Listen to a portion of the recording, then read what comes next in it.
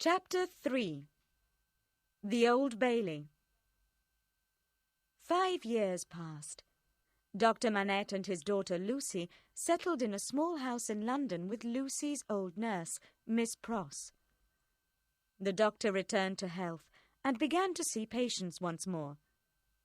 Sometimes, however, memories of his suffering came back to him, and for a couple of days or more he would take up his shoemaking again. It was impossible to talk to him, and he lost all idea of where he was. He imagined himself to be back in prison, and he withdrew completely into silence and suffering. Mr. Lorry visited them frequently when he had time off from his duties at Tellson's Bank, where Jerry Cruncher was still working as a messenger. One day, the clerk told Jerry to go straight away to the Old Bailey to deliver a message to Mr. Lorry. "The Old Bailey, sir?" repeated Jerry. "What's going on there? And what's Mr. Lorry got to do with the Old Bailey, I wonder?" "Mr. Lorry is giving evidence in a trial, that's all," the clerk told him. Jerry hurried to the Old Bailey as quickly as he could and entered the grim old building. He pushed through the crowd of lawyers and spectators who had come to watch the trial that was taking place. "What's the trial about?" he asked one of the officials. "I suppose it's a forgery case." "It's not forgery," the official told him. "It's more serious than that. It's treason." "That's quartering. Jerry said quietly. Barbarous." "It's the law." The official said sternly.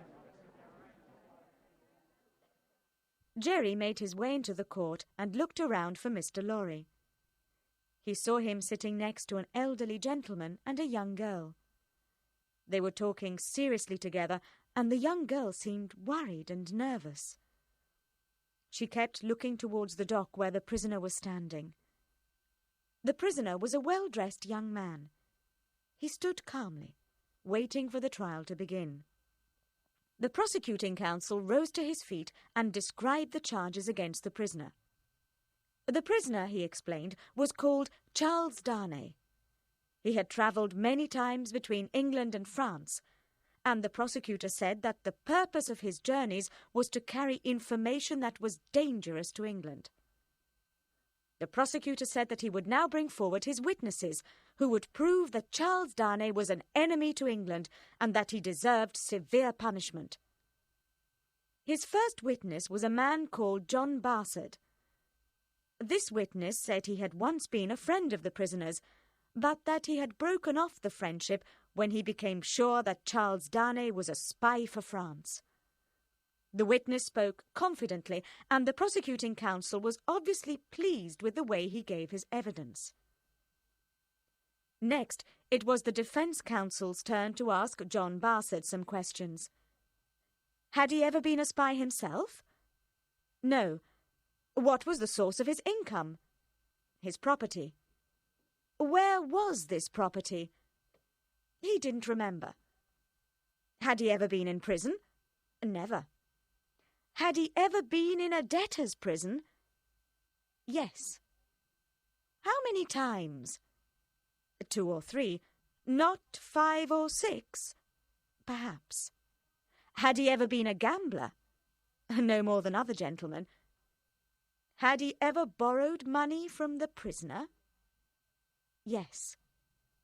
Had he paid the money back? No. John Barsad left the witness stand a little awkwardly after the defence counsel had finished with him. The prosecuting counsel called another witness, Mr. Jarvis Lorry. He asked Mr. Lorry to remember a night 5 years ago when he had been a passenger on the Dover Mail. "How many other passengers were there on the mail?" 2. "Was the prisoner one of them?" "I don't know. They were both wrapped up against the comb.